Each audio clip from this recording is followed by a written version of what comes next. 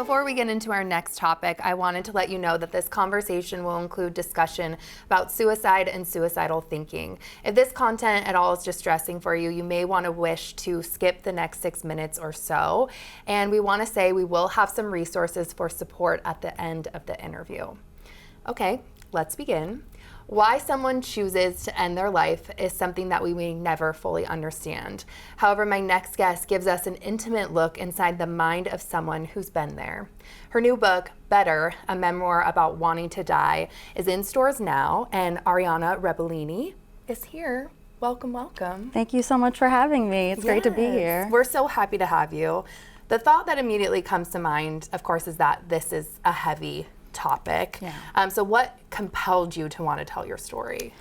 Well, I was hospitalized in 2017, and this followed a life of, I think I was 26 at the time, math, and it followed a lifetime of ups and downs, and I thought, I want this to be the last of it. I want to be better for good. And so it initially began as a project of researching writers who had killed themselves, Sylvia Plath, Virginia Woolf, and figuring out how their brains worked and seeing patterns, things to avoid. And as a way of trying to ensure my permanent recovery. And while writing it, I've come to terms with the idea that that kind of recovery might not exist, at least for me, but that doesn't mean that I'm doomed. And so the book is kind of exploring what a better life looks like. Gosh, and you write that suicide is tough to talk about because so much of it doesn't make sense. How did you approach writing it in a way that felt really honest and true to yourself, but also responsible? A lot of research. I think this book took me 8 years to write. Okay. Yeah, and so at every step of the way, I was very conscious of not wanting to either fill readers who have lived with suicidality with a sense of despair and that there's no hope, but also being honest about the truth and darkness of my experience, and that I know a lot of people who have lived with it feel and don't necessarily see spoken about candidly in other things about suicide and depression. And so I was trying to the entire time balance those two, and also just not letting it get so morbid. There are a few jokes in there.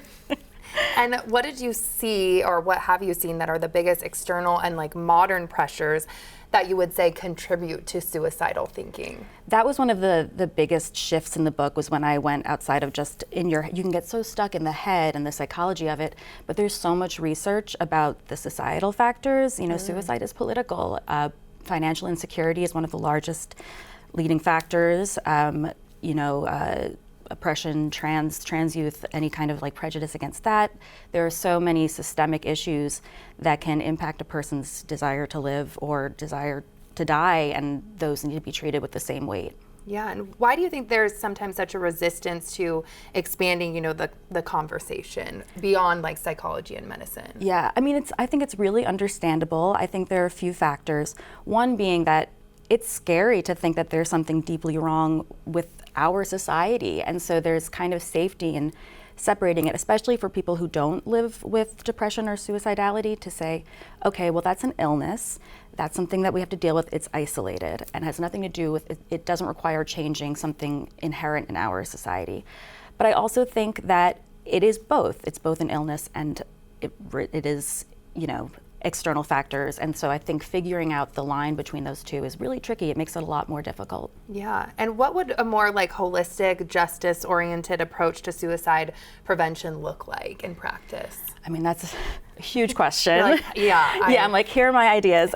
No, but I think it really requires engaging with people who have felt like this, who are saying, people who are suicidal, who say, I want to speak about it frankly without being penalized. I want to have agency. I think we need to figure out care that doesn't require, involuntary placement in facilities. I think giving people who are living with depression or suicidality their dignity and autonomy and a say in how they're treated would be a great foundation. And what do you hope when someone finishes this book that they take away from your memoir? I really hope that when I was writing it, I was thinking of people who are like me and who have lived with this, and my hope is that they feel seen and not alone in what they've experienced. But since writing it and talking to people who've read it, I've been most moved by people who don't live with it and were just like, I had no idea this is what it was like, especially if they know someone or love someone who has contemplated suicide or who, God forbid, has killed themselves, to say this gave me a glimpse into what it was like for them. And so that's really the most I could ask for, is that reading it, you could get a sense of what this really alienating and isolating thing is like for a person. Gosh, well, thank you so much for being here and sharing your story and your new book with us. We really appreciate it. Thank you for having me. Absolutely. And if you or someone you know is struggling with self-harm, please consider reaching out to a mental health professional. You can also call or text 988 anytime to connect with the Suicide and Crisis Lifeline.